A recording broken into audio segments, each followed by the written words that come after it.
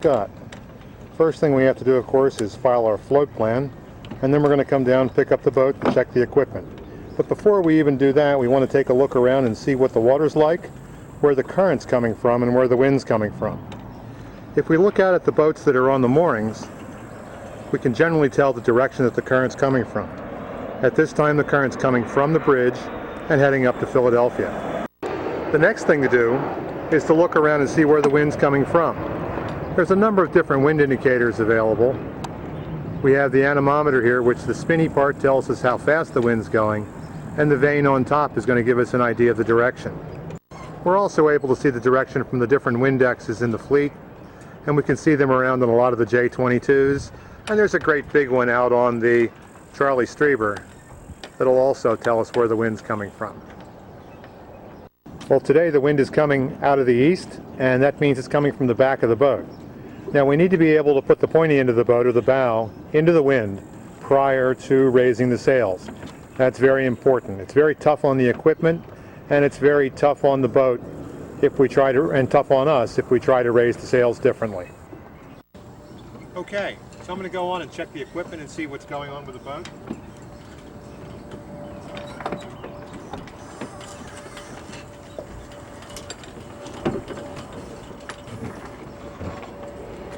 We should have a boat hook,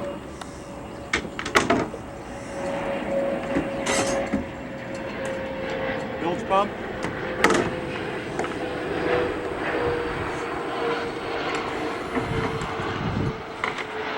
paddle,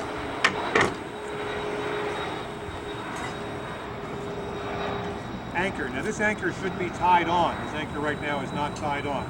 So make sure that the anchor is tied to the boat.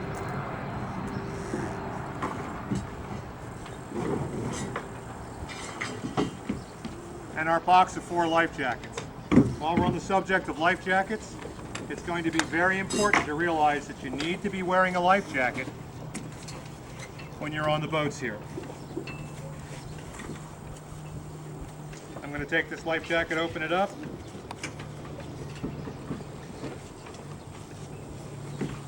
and fit the life jacket. Now the adults are not required to wear the life jackets when they're on the docks, but everyone under 16 is required to be wearing the life jackets once they leave the ramp. All right, and we're good to go. That's it.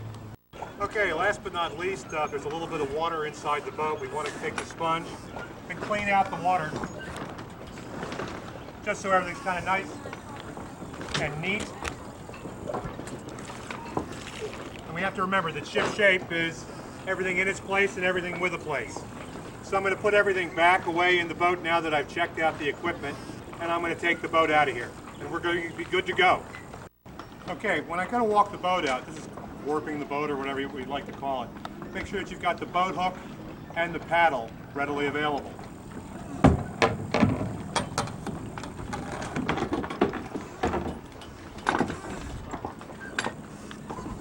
I'm going to untie the boat.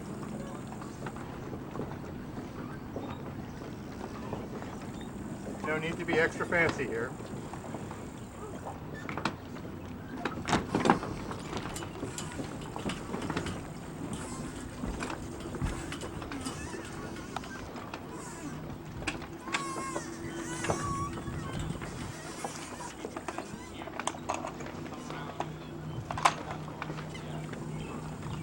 And then we're going to walk the boat around. I do not have the rudder or the centerboard down. If you have the rudder or the centerboard down, you're going to find out that they may be arguing with you. The boat's going to be most compliant when you have the foils folded up.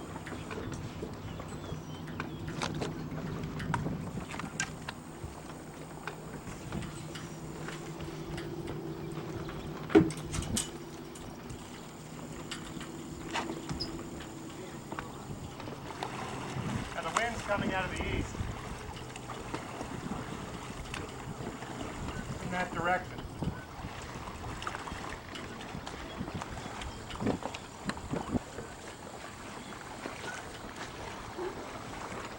And the current's trying to take me up to Philadelphia. So when I paddle from the front of the boat just follows behind me. And that's kind of cool because we don't have the rudder or the centerboard down.